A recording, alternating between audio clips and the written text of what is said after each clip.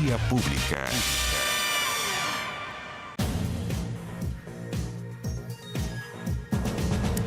¿Qué tal? ¿Cómo están ustedes? Bienvenidos a Vía Pública. Molestia generó en la oposición la idea de la directora del Instituto Nacional de Derechos Humanos de crear una mesa de diálogo. Es un concepto bastante usado y repetido, para bien y para no tan bien. En nuestro país han hecho cosas muy buenas a partir de mesas de diálogo en temas álgidos, duros. En este caso para la macrozona sur. Hasta ahí, ¿quién pudiera pensar que eso es discutible? Tenemos que hacer todas las mesas de diálogo o todas las instancias de diálogo que sean necesarias para poder mejorar las condiciones de vida de las personas que viven ahí respecto de la inseguridad, la violencia. Eso es indudable, pero la Directora Nacional de Derechos Humanos plantea incluir a la CAM, a la coordinadora Arauco Malleco. Dice a los grupos extremos. Bueno, los parlamentarios de la macrozona de esa propia región del país, esa área del país, no acogieron la propuesta de la señora Consuelo Contreras, que buscaba generar esta instancia por la paz que incluya a todos los actores, textual. La iniciativa, a su juicio, debe incluir a la CAM. Sabemos lo que significa la CAM, ¿no? Sus líderes, hay algunos de sus líderes que están presos, condenados, hay delitos de mucha violencia, de sangre, ataques. Bueno, esto es una organización que se ha adjudicado varios ataques en la zona, varios, que ha no solamente interpelado al Estado, ha desafiado al Estado chileno, ha desafiado al presidente de la República en ejercicio. Bueno, la directora del Instituto Nacional de Derechos Humanos dice que siempre y cuando, lo plantea con condiciones, no es así al voleo, siempre y cuando accedan a una tregua que termine con las acciones violentas. Su postura generó diversas críticas de quienes acusaron una desconexión con la ciudadanía y las víctimas al buscar que esta asociación de la coordinadora Arauco Malleco participe de una instancia de diálogo. El gobierno manifestó su postura y aseguró que la CAM no ha mostrado disposición al diálogo. La vocera de gobierno dijo que se puede conversar, pero jamás con la pistola sobre la mesa. Vamos a la mesa de conversación. Y ya están con nosotros nuestros panelistas, nuestros habituales invitados. Rodrigo Arellano, que es vicedecano de la Facultad de Gobierno de la Universidad del Desarrollo de la UDD. Rodrigo, buenas noches y gracias por acompañarnos. Buenas noches, Matías, y feliz de estar en este último Vía Pública del 2023. Ah, cierto. Y Nerea Palma, que es académica de la Escuela de Ciencias Políticas de la Universidad de Coportales, UDP. Nerea, gracias también por acompañarnos hoy. Encantada. Muy buenas noches. Noches. Como siempre. Partamos por este tema, pues. Mesa de diálogo, bien. Mesa de diálogo con la CAM. Iba a pasar lo que pasó. Y la respuesta del gobierno, ¿les parece la esperable? ¿Cómo ven este escenario, Nerea? Bueno, primero que todo hay que recordar que es una situación súper compleja y que no solamente este gobierno, que había comenzado con algún intento de acercamiento, recordemos el episodio donde Isquia Siches fue a la Araucanía a intentar dialogar y terminó muy mal. En su debut. En su debut, más encima. Recordemos que gobiernos anteriores tampoco han tenido el éxito que uno pensaría cuando hicieron sus promesas de campaña. Entonces, como primer elemento, diría que es un tema muy complejo y, en segundo lugar, que ningún gobierno, de alguna u otra manera, ha logrado dar en el clavo respecto a una solución que permita no solamente algunos segundos de oxígeno, sino que una solución a largo plazo. Y como tercer elemento, lo que mencionaría es que, si bien han tildado lo que la directora del INDH propuso, porque es una propuesta, que no pasó por parte, digamos, del Consejo del INDH, sino que más bien a título personal, la han tildado de ingenua. A mí me parece que a estas alturas del partido y dentro de la agenda de seguridad, me parece que al menos debiese ser una de las opciones que se barajen dentro del gobierno y no solamente esperar a que la contraparte, en este caso personas que están en la Araucanía, por ejemplo la CAM, tengan algún tinte de diálogo, porque sabemos que claramente no lo van a tener. O sea, si entre medio no solamente hay terrorismo, sino que también hay, entre otras cosas, negocio de por medio. Entonces, me parece complejo, digamos, el escenario pasivo que está teniendo el gobierno en este contexto, y me parece que sin duda esta temática debiese estar dentro de la agenda de seguridad, que podemos seguir conversando esto en las siguientes intervenciones, dentro de otras medidas que me parece clave que el gobierno converse con la oposición, sobre todo con RN, Evópolis y hacia el centro, amarillos y demócratas. Sí. Rodrigo, ¿qué piensas tú? 3 reflexiones, quizás iba a tomar quizás una muy relevante que dijo Nerea y creo que es importante destacar. Esto fueron declaraciones a título personal. O sea, no fue una declaración ni de alguna otra forma transmitida para el gobierno o con el gobierno, ni dentro del consejo el que ella preside. Entonces, primero eso, y tengo la sensación de que durante el día se ha ido quedando aislada, no solamente por parte de quienes conforman el Instituto Nacional de Derechos Humanos, sino que también las declaraciones de la ministra Vallejo van en esa línea. Es difícil dialogar cuando una de las partes no tiene ganas o te la imposibilita. Sí. Ahora, volviendo al tema de la Araucanía, sabemos que es un tema que no tenía respuesta. Perdón, además, disculpe, pero explícitamente los líderes de la CAM han expresado su total irrespeto al Estado de Derecho. Exacto. Y eso es un punto bien relevante, Matías. Yo creo que en esa lógica fue lo que trató de señalar la ministra Vallejo. O sea, no podemos conversar con una institución, un organismo terrorista que imprime el terror, que amenaza con la fuerza, que ha cometido crímenes horrendos y que la verdad que no ha mostrado nunca un ánimo de echar pie atrás a su causa, de todo el punto de vista desde la transgresión de la norma y la ley equivocada. Entonces, yo me quedo con esas declaraciones, sobre todo también la de los diputados, que muestra que quizá que hay una desconexión o desconocimiento por parte de la consejera, presidenta Consuelo Contreras. Y lo último, a lo mejor también es una reflexión para ver en qué estado está la comisión que encabeza el senador Buenchumilla, que fue consensuada y que se supone que ha estado trabajando en buscar una solución. Sabemos que es difícil, como dice Nerea, porque aquí hay muchos intereses, pero yo discrepo de la mirada de que hay que negociar con las personas que infunden el terror. Bajo esa lógica también podríamos quizás negociar con el Tren de Aragua, con los movimientos narcotraficantes que se han tomado Santiago. Creo que no, creo que aquí lo que tiene que imperar siempre es el Estado de Derecho. El diálogo, por cierto, que es bienvenido, pero con las personas que están dispuestos, y la CAM y una serie de agrupaciones que imprimen el terror, no están dispuestos. Y en eso creo que el Estado de Chile, en este caso el gobierno también en particular, tiene que hacer uso de lo que corresponde, de la ley, de la norma, la fuerza cuando corresponde también. Sensible para el gobierno, y no quiero ni siquiera tocar la coincidencia, pero lo toco de pasada, que esta es la semana de los indultos del año pasado. Sí. Con todo lo que significó para el gobierno. De hecho, hemos visto por la prensa este fin de semana que el gobierno ha rechazado, es decir, cambió completamente la política de indultos, que sí se han solicitado, por el efecto político que tuvo para el presidente Boric y los indultos de los últimos días del año anterior. En esta misma semana se produce. Entonces, da la impresión que el gobierno no quiere ni acercarse a un tema, aunque es distinto a los indultos del estallido, al tema de la Araucanía. Pero todo lo que pueda oler a indultar, o lo que pueda, perdonazo, o mirar para el lado, o barrer para adentro a alguien que ha cometido actos de terrorismo o de violencia, parece que la señal del gobierno es bien clara, ¿no? Con los violentos, con los que vulneran la ley, que opere la ley y el Estado de Derecho. Para el gobierno también es una oportunidad, ¿o no?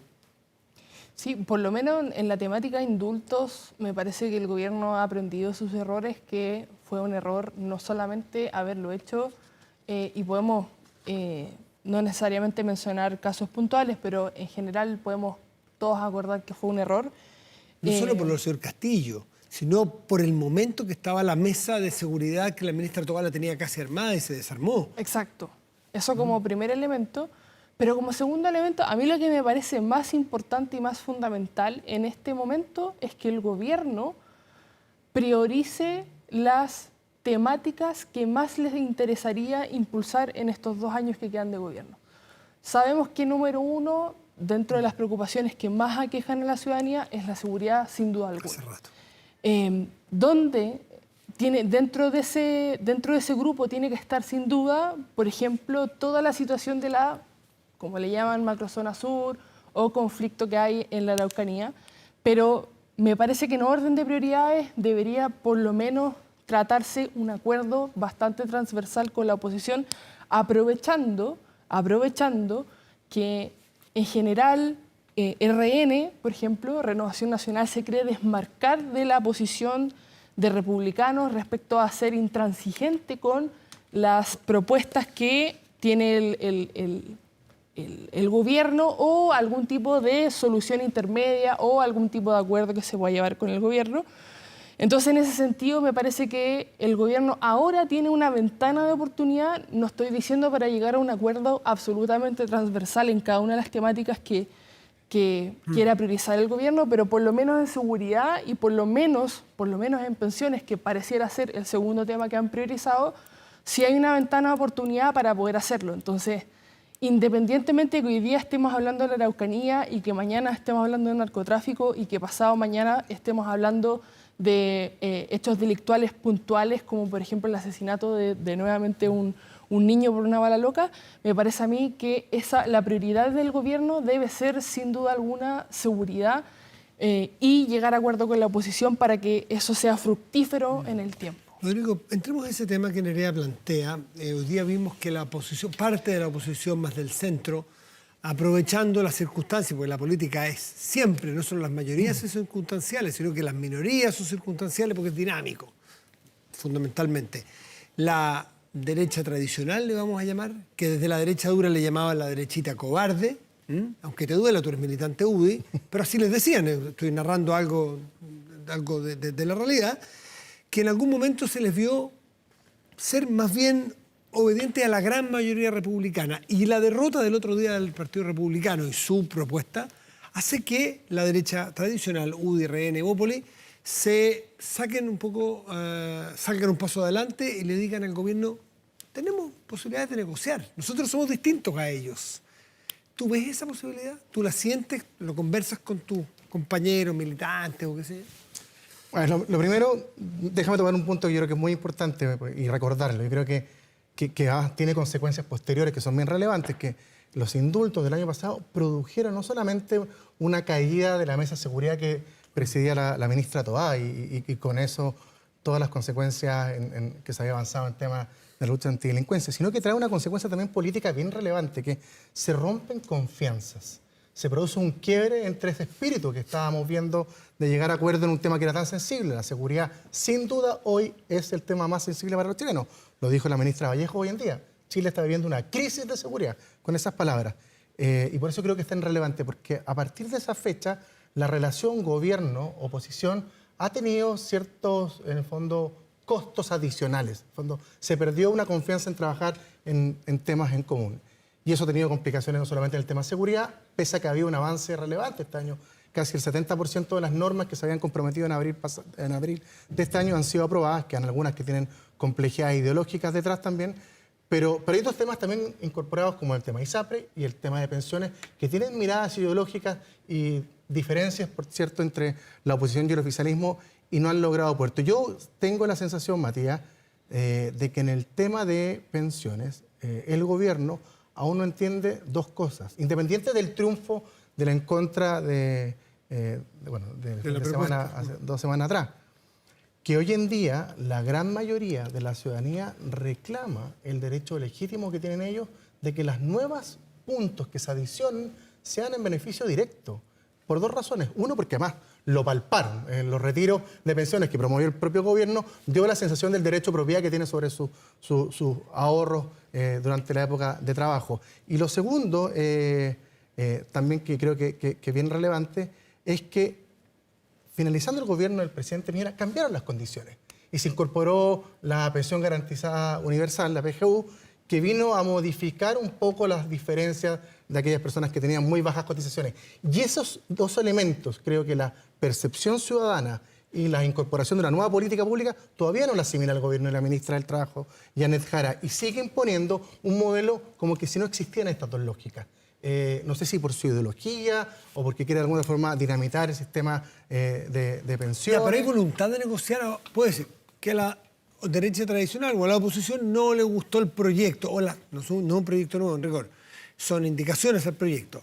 Puede que no le guste, legítimo, pero ¿hay voluntad de sentarse? Yo fíjate que siempre he visto, salvo en sectores más vinculados al Partido Republicano en algunos temas, un ánimo de dialogar con el gobierno, pero en la medida en que exista cierta lógica. No podemos estar hablando de un proyecto de pensiones cuando un 2% va a capitalización individual y el resto inventan una faramalla, le incorporan el tema de la sana cuna universal y condicionan el proyecto a políticas de solidaridad cuando hoy en día lo que se requiere es individual. Tuvimos a David Bravo hace 3 semanas atrás y él señalaba que el proyecto que había presentado el gobierno iba en la línea equivocada. O el ministro Marcel cuando estábamos en una crisis económica buscando imponer nuevos tributos. O sea, yo tengo la sensación de que el gobierno todavía sigue en una lógica diferente a la que vive el país y a lo que también la ciudadanía espera de él. Y eso quizás es más complicado, pero no veo una lógica por parte de la oposición de generar una muralla o un obstruccionismo, sino que ánimo de conversar, pero bajo la lógica de proyectos que de alguna forma vayan en bienestar de los chilenos y no sean proyectos malos. Tenemos malas experiencias apoyando proyectos malos. La reforma tributaria de la ministra Bachelet tuvo malas consecuencias para el país y ahí la derecha concurrió a dar el apoyo. Los retiros, el gobierno del presidente Piñera terminó presentándolo porque era prerrogativa presidencial en una negociación política y los resultados que decir que están a la vista, ¿no? Lo que significaron los retiros. Es decir, consenso de oposición de gobierno. Yo creo que hay buena disposición, pero en proyectos que sean buenos. Nerea, eso te iba a preguntar. ¿Cómo lo hace una oposición? Y aquí en teoría como profesores que son ustedes. Que te llaman al diálogo y que tú respondas en función de la calidad de la invitación, la calidad o el mérito de lo que se va a discutir. Para que no te digan, bueno, tú no quieres dialogar. Rodrigo dice, no, si la oposición sí quiere dialogar, pero lo que pasa es que le parece malo la invitación al diálogo o el texto. ¿Cómo se hace eso? Sí quiero dialogar, pero cámbieme la invitación. A mí sí me parece, ahí difiero un poco con Rodrigo, a mí me parece que justo inmediatamente después de los resultados del plebiscito que vivimos ahora recientemente en diciembre, sí había un espíritu, no quiero decir obstruccionista, porque eso suena como que cuando uno tiene un proyecto de ley te lo obstruyen con los votos, entonces suena como a otra cosa, pero sí un tono no dialogante por parte tanto de Chile Vamos, especialmente de la UDI, y bueno, también de República. ¿Cuándo eso? ¿Antes del 17 de diciembre? Justo después. O sea, en el fondo nosotros... ¿Tuviste más dura la oposición? Sí. Ya, el 18, 19. Claro. ¿Y eso ha cambiado tu juicio? Allá voy, claro. A mí me parece que el discurso era nosotros no vamos a ceder ni un centímetro con respecto a los proyectos de ley que el gobierno quiere impulsar de aquí en adelante los 2 años. Y hay un asterisco. Eso me parece una mala lectura desde el punto de vista que el triunfo del en contra, para mí, y lo dije en esa oportunidad, no fue un triunfo del gobierno en ninguna circunstancia. A mí me parece que el gobierno no ganó y de hecho yo creo, me parece a mí por lo menos que se mantuvo exactamente igual y cuando perdió fue en mayo, cuando fue la elección de los consejeros constitucionales, porque ahí sabíamos más o menos el tono que iba a tener el borrador de constitución. Eso como segundo elemento, pero como tercer elemento sí me parece que ha habido un cambio de tono, especialmente en sectores de Renovación Nacional, ¿para qué decir Evópolis? Que se quieren distanciar ¿Con del Partido convicción u Republicano. oportunismo? Esa derecha que se quiere distanciar del Partido Republicano, ¿están convencidos de que son distintos los republicanos o ahora se desembarcan porque los republicanos perdieron el domingo pasado?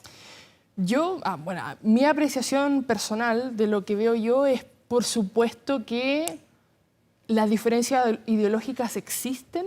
Veo mucha más convergencia entre la UDI y el Partido Republicano que con Renovación Nacional y el Partido Republicano o Evópolis con el Partido Republicano, a pesar de que obviamente la UDI actual de hoy día tiene diferencias con el Partido Republicano, porque si no estarían bajo la misma etiqueta partidaria. Pero sí, por supuesto, hay oportunismo electoral, desde el punto de vista que, por lo menos en volumen, en cantidad de votos, pareciera ser, con los números, que el voto republicano por el Partido Republicano pareciera tener un tope, que es la votación que sacó en el plebiscito constitucional a favor y la segunda vuelta de la elección presidencial de 2021. Rodrigo, Nerea plantea un tema de que el gobierno no ganó. Dice, yo lo dije antes, el gobierno no ganó y pese a que ganó en contra, no ganó el gobierno. Muchos dicen, bueno, si no ganó el gobierno, porque no ganó nadie, menos la oposición, esto está más que claro, el gobierno actúa como si ganara. Porque esto tampoco nunca lo vas a saber a ciencia cierta, ¿no es cierto? Pero escucha, lee, entrevista, conversa en off. hay algunos dentro del oficialismo que quisieran que el presidente a lo mejor hiciera un rebaraje de su gabinete y le mostrara al país que hay una nueva etapa. Y el presidente o el gobierno han determinado algo contrario, tienen todo el derecho de hacerlo. Y que presenten al día siguiente reformas sustanciales y profundas a temas sensibles. Entonces, algunos dicen, ¿el gobierno en qué país vive? Creyendo que ganó como para poder empujar por sí solo estas cosas y no hace cambios. ¿Ustedes están de acuerdo con ese juicio? O sea, da la sensación de que siente que ganó. O sea, o los hechos, más bien, como dice Nerea, dan la impresión de que no han aquilatado finalmente que la derrota fue de manera transversal, yo creo que para la clase política, particularmente para ellos. O sea, ¿Por qué perdió el gobierno? A ver. El gobierno perdió porque finalmente se quedó con una constitución que no había otra vino salida. destruyéndola desde hace 10 años. Pero no ha tenido otra salida. Pero su posición ganó o no. Yo creo que, o sea, su posición, por cierto, pero no solamente la del gobierno, recordemos que hubo sectores también relevantes de la centro-derecha, más extrema, por cierto, que también optaron por la opción de ir en contra. Y uno no puede creer que un gobierno que tenga un 25% de adhesión en la ciudadanía haga suyo el 55% que obtuvo el en contra. Eso no, eso es otra cosa. Por eso te digo, Sí. y tú has visto las reformas que han tratado de imponer, el discurso de Marcel, la reforma al sistema de pensiones, van en la lógica como de un gobierno que no ha pasado nada, tal cual como cuando se instaló en marzo de hace casi 2 años. Por lo tanto, yo no sé si han aquilatado todo lo que ha sucedido en estos 2 años. Y bajo esa lógica, uno tiende a entender que quizás no han aprendido mucho.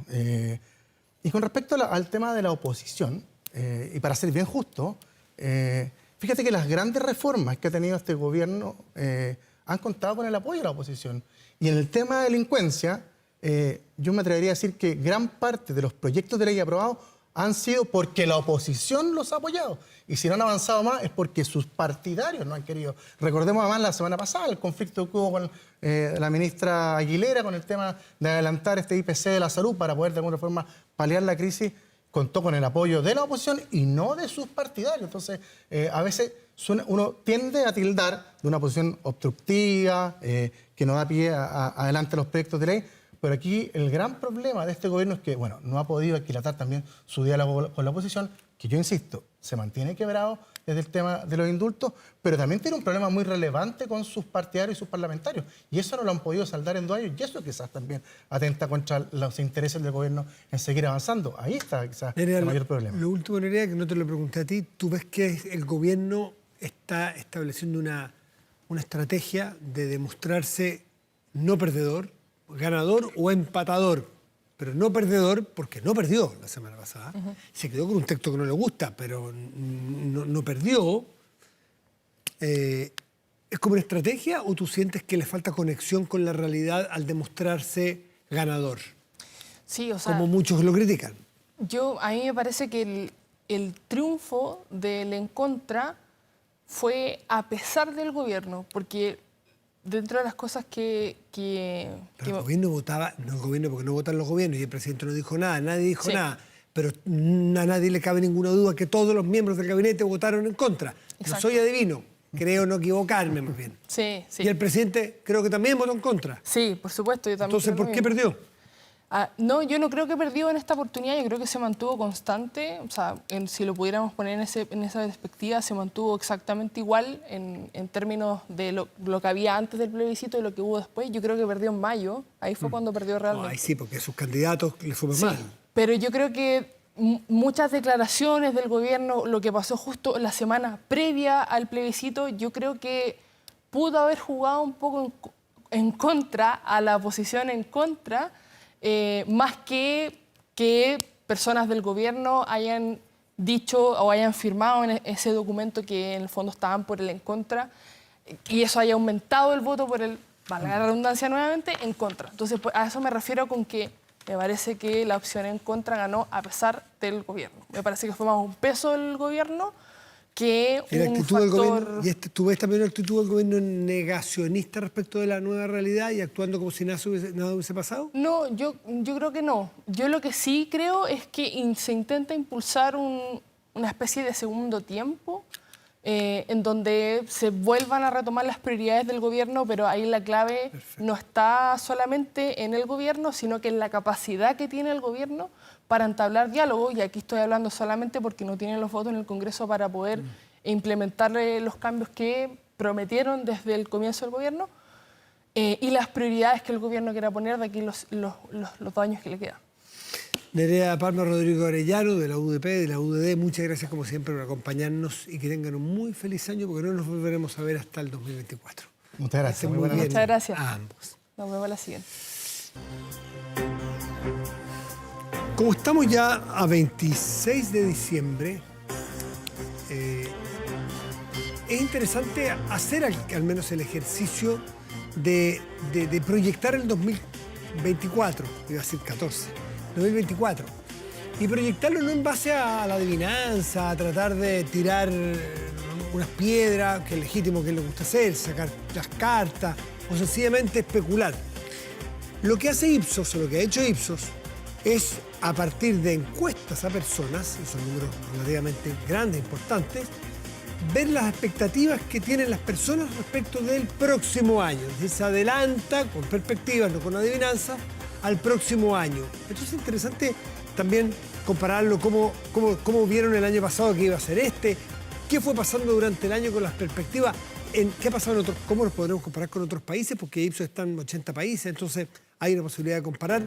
Le preguntamos a Nicolás Fritis, que es gerente general de Ipsos Chile, estas preguntas y otras que vayan saliendo. Nicolás, buenas noches, gracias por venir. Buenas noches, Matías, muchas gracias por la invitación. A ver, a los chilenos y chilenas que ustedes les han preguntado ahora, ¿qué adivinan? No es una adivinanza, ¿qué expectativas tienen del 2024? Mira, la verdad es que hay una expectativa de que el 24 sea mejor que el 23. Hay que partir mirando cómo fue el 23. O sea, si tú miras cómo son los resultados, 3 de 4 chilenos te están diciendo hoy día que el 23 fue un mal año, en general para el país, y más de la mitad de las personas dicen que fue un mal año para ellos, en general. Entonces partimos de una base que no fue demasiado buena. ¿Qué diferencia? Porque siempre, y esto uno lo aprende ya tanto entrevistar encuestadores, siempre hay una brecha relevante entre la pregunta que nos hacen respecto del país y respecto de nuestras vidas, respecto de los políticos y de mi alcalde o de mi diputado, o de mi condición versus la del país. La gente es más benevolente consigo misma que con lo que ve el país, ¿no es así? Eso es coincidente casi Eso siempre. es así, casi siempre pasa. Ya, aquí lo que vieron del 2023, las personas ven un mal año para Chile y un mal año para sí. Claro. Pero ¿hay brecha o parejo? No, hay brecha, hay brecha. O sea, hoy día lo ven que fue mucho más malo para el país que lo que fue para ellos. Ya. Igual el 55% dice que fue un malo para ellos, pero el ¿Y el país? 75% del país. Entonces hay una brecha significativa, pero a partir de eso mirar cómo son las perspectivas para el 24. La verdad es que pasan dos cosas. Las perspectivas para el 24 te muestran que en el mundo se espera que estemos un poquito mejor que lo que esperábamos a estas mismas alturas del año sobre el 23. O sea, la gente está mirando que el 24 va a ser, en términos iniciales, mejor que lo que ha sido este último tiempo. Sube 5 puntos a nivel mundial y en Chile en particular ese número está por encima del promedio mundial. Esta entrevista que hicimos el año pasado, no la hicimos, pero vamos a suponer que la hicimos. ¿Qué me dijiste para el 2023, a esta altura del año? Que había una perspectiva también positiva, pero no tan positiva como hoy día. Hoy día estamos más optimistas que hace 365 días. ¿Ya? 9 puntos más. ¿Y tiene que ver con que del suelo no se pasa? O sea, estuvimos tan mal que necesariamente vamos a estar mejor, o porque ven que están pasando cosas buenas. Mira, tiene que ver con que venimos de un escenario complicado. O sea, tocamos fondo en la pandemia. A nivel mundial, el 90% de la gente dijo que las cosas habían sido muy malas para el país y más del 80% para ellos mismos. O sea, la verdad es que tuvimos años que fueron muy, muy malos, con una expectativa económica que iba a mejorar. Lo que pasó es que después nos encontramos con esta crisis de inflación, que es muy concreta para la gente, porque la gente lo vive a diario. Estoy seguro que has tenido la conversación de qué caro está el supermercado o qué caras están las cosas. Esa conversación sobre los elementos de la economía se ha dado y es muy concreta para las personas porque lo viven todos los días. Cada vez que tienen que ir a comprar algo para su casa, sienten esa inflación. Y nosotros además tenemos una diferencia con otros países y es que no estábamos acostumbrados a los niveles de inflación que habíamos tenido. Hay generaciones completas que nunca habían vivido la inflación, que no la conocían. Ellos lo tuvieron que vivir en carne propia y es un fenómeno del cual las expectativas empiezan a mejorar, pero todavía hay que ver para creer. Le preguntan para el 2024 y están relativamente optimistas. Y digo relativamente porque si lo comparamos con lo de hace un año. ¿En qué cosas están optimistas y en qué cosas están más dudosos? Mira, es interesante porque están optimistas respecto de estos objetivos que nos ponemos hacia final de año, cuando ya estamos cerca de hacer el brindis del año nuevo. Nos ponemos todos estos objetivos que queremos cumplir. La gente cree que se va a poner esos objetivos y que las cosas más o menos se van a dar. Pero hay una lista larga de cosas en las que no estamos tan optimistas. A nosotros en Ipsos hablamos de esta idea de la policrisis, que en el fondo, en el mundo, en Chile, en todas partes, nos hemos acostumbrado a ver problemas y crisis que se han ido instalando como de manera importante. Y en ese espacio hay una serie de esos elementos que hoy día no tienen una mejor perspectiva en Chile. Te voy a nombrar algunos. O sea, el tema de cómo van a crecer los precios más rápido que cómo van a crecer los salarios es un tema que la gente lo sigue sufriendo y lo sigue viendo así. O sea, déjame ver si estamos en lo correcto. Chile por 30 años no tuvo inflación. La inflación era del pasado, era del libro de historia. De repente tocó la puerta, entró como un zafarrancho, y la inflación se instaló en 14%, estamos todavía sufriendo eso, alza de tasa, en fin. Pese a que vamos muy rápido al rango meta del Banco Central, al 3%, y probablemente lo vamos a superar antes de lo que imaginábamos, pese a eso la gente quedó con la marca, quedó con el susto, es como un niño se quema en una estufa, queda con el susto en la estufa. Es decir, tiene la perspectiva... Yo te lo pondría un poquito más allá de que el susto. En el fondo, para nosotros que no la conocíamos, es un poco más como un trauma. En el fondo, nos va a costar un poco más deshacernos de este tema de que la inflación ya desapareció, porque tu salario no se ajustó tan rápido como se ha ajustado la inflación. Y la discusión de la inflación es una discusión que está más bien en la elite, en la gente que está más informada. La gente del día a día la vive todavía en las cosas que tiene que ir a comprar en cada momento. Ya, pero eso es en relación al trauma que tuvo, al trauma de la inflación, pero no necesariamente está sujeto a la realidad, porque si uno ve el IPOM, el informe de política monetaria del Banco Central, conversa con la presidenta del Banco Central, me ha tocado entrevistarla, y muchos analistas sostienen que se va a llegar pronto al rango meta y va a volver a ser la inflación como siempre ha estado, un rango entre 2 y 4%. Incluso algunos creen que va a estar más baja. Por lo tanto, no tiene respaldo en la realidad, salvo que cambie esa realidad que está proyectada. Tiene que ver con el trauma que vivimos. Con el trauma y con la expectativa. La expectativa no se ha ajustado tan rápido todavía. Viene mejorando, los indicadores vienen mejorando. O sea, esa expectativa viene moviéndose en el sentido correcto, pero todavía no es tan baja como lo que era antes. Tratemos de compararnos con otros países de la región, o a lo mejor continente o del mundo, aprovechando las muestras amplias que tiene Ipsos. ¿Cómo se comporta el chileno y la chilena? Mira, nosotros nos comportamos dentro de la TAM. Somos el país que está más alto en la expectativa de que los precios van a seguir creciendo más rápido que lo que crecen los salarios. Somos los más pesimistas en esto. En general, los latinos todavía estamos más afectados por los temas inflacionarios que en otras partes del mundo, en Europa, en Estados Unidos. Esa expectativa ya ha ido convergiendo hacia abajo. Nosotros todavía estamos mirando esto con un poco de escepticismo y probablemente necesitamos ver para creer. Necesitamos tener palpar el que esto ya se controló para poder estar más tranquilo y poder mirarlo de una manera más relajada hacia adelante. Ya, eso en cuanto a la inflación, es decir, sí, expectativas de aumento de salarios versus precios reales. Pero respecto en general de las condiciones del país, y no sé si entraron ustedes en la encuesta de proyección con temas de paz, de diálogo, de ambiente, de clima, de calidad de vida, esas cosas entran en esto. Sí, hay algunas cosas que entran, no todas porque es un estudio global, pero hay un dato que es súper interesante y que tiene que ver con la idea esta del diálogo o la capacidad de escuchar o que vamos a ser más tolerantes a las opiniones del otro. Ese número es particularmente bajo en Chile. Estamos dentro de los países más bajos del mundo. 22% de la gente dice que vamos a estar más abiertos a escuchar las opiniones del otro. Hablo un poco de la polarización y que lo que estaban hablando también en el bloque anterior. O sea, de alguna forma hay una expectativa ahí de que el conflicto está de alguna manera instalado. Y hay otras cosas que le afectan a la visión general de tus expectativas. Los temas medioambientales son importantes.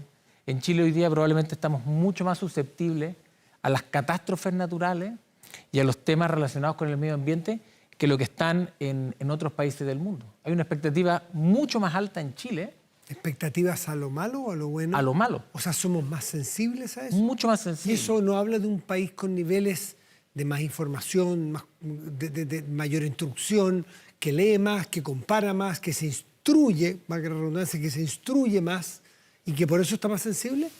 Que si yo no tengo idea, porque no me he interesado y no miro para afuera, no me doy cuenta de los incendios, no me doy cuenta de la contaminación, no me doy cuenta. O sea, ¿tienen que ver con niveles de educación? Tiene que ver de alguna forma, pero también este año ha sido muy concreto. O sea, llegó el Niño y pasamos de mucha sequía a mucha lluvia Sí. y inundaciones y cosecha. Y la gente que está ahí lo vive en carne propia porque tienen que ir a resolver esos problemas. Los que ahora en verano van a sufrir el que todo lo que creció se va a empezar a quemar y vamos a empezar a tener todos los incendios forestales que ya hemos empezado a vivir, hace que estemos más sensibles, sin hablar de que somos el país más sísmico del mundo y que ese es un peligro siempre latente. Los chilenos hoy día, y lo que es interesante, es que se muestran más sensibles que el año pasado al afecto de elementos climáticos y medioambientales. Y a lo del diálogo, que tú decías que tenemos pocas expectativas sobre nuestra capacidad de diálogo, ¿eso es una constante en la sociedad chilena o se ha ido agudizando? Es un número que no ha crecido mucho en los últimos años, se ha mantenido bajo y yo creo que es un reflejo de algunas de las cosas que hemos conversado probablemente en los últimos meses. Y la confianza entre los chilenos, que siempre es un tema que es interesante tocar. Escuchaba una vez hace muchos años a un economista experto que hablaba que Chile tenía severos problemas de confianza interpersonal. Es decir, que no nos confiamos con nuestros vecinos, con el que vive al frente, que eso ha cambiado, que más somos retraídos, vueltos hacia adentro, entonces no nos organizamos. ¿Miden ustedes esas cosas? Medimos también la confianza y la confianza ha venido subiendo, pero tampoco ha subido a los niveles que teníamos antes de la pandemia y que se hayan instalado todas estas crisis que se han instalado. ¿Confianza a las instituciones y autoridades o interpersonales? Confianza interpersonal, confianza en general. Cuando tú miras la confianza en general, viene subiendo, pero hay tantos elementos de la conversación pública que hablan de que hay que instalar esta desconfianza, de que en el fondo lo que dijo el otro no es lo que tiene que ser, lo miras, lo ves todos los días en los temas políticos, pero también desconfianza respecto de la capacidad del Estado para poder ayudarte a resolver algunas de las cosas que son muy concretas para ti. Y si dividiéramos el país en las típicas segmentaciones que hacen los encuestadores, pues, campo-ciudad, regiones o grandes ciudades y ciudades más pequeñas, niveles socioeconómicos, hombres, mujeres o etario, ¿qué divisiones hay respecto de nuestra proyección general del año que viene? Mira, yo creo que ahí hay algunas cosas que son interesantes para poder mirar. Hay una expectativa fuerte de que el próximo año no va a ser un año en el que, por ejemplo, las mujeres logren avanzar demasiado rápido en igualar sus sueldos con el de los hombres.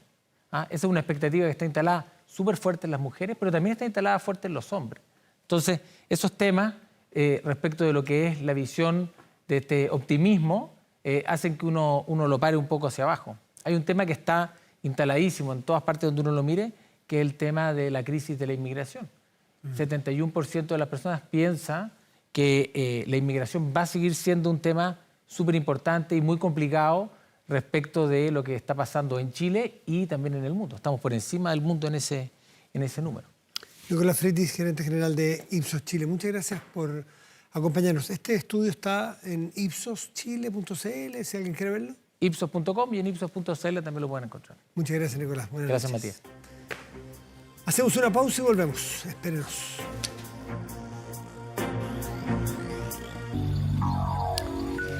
Estamos de vuelta en Vía Pública. Revisamos nuestro portal de contenidos y noticias 24horas.cl, que en este momento destaca lo siguiente. Gareca, el Tigre Gareca. Lo conoce, ¿cierto? Vos lo sufrimos en tantos equipos argentinos en Copa Libertadores cuando era jugador y un gran técnico en Perú con muy buenos resultados. A detalles, a muy poco de ser el nuevo DT de La Roja. ¿Qué le parece a usted, el Tigre Gareca? Por resultados, no nos podemos quejar. Habrá que le guste, otros dirán que puede ser un chileno. La gracia es que todos podemos opinar porque el fútbol sí que más que expertos tiene hinchas y todos somos. Así que detalles en 24horas.cl. Me acuerdo el Tigre Gareca jugando con Independiente, por ejemplo, jugador activo, era un buen delantero, flacuchento, goleador, bueno. No era de esos corpulentos, era más bien ágil. No tan hábil, pero ágil. El tiempo para Santiago, mañana, miércoles, 30 grados de máxima probable, cielo parcial. Para el jueves, mire usted, qué sorpresa, nublado, pero máxima 26, agradable el jueves. Viernes despejado, sábado despejado, máxima de 28 y 31 grados. Y el domingo, parcial, pero con 30 grados de máxima probable. Times Square reveló a los artistas que protagonizarán el espectáculo de Año Nuevo para recibir el 2024.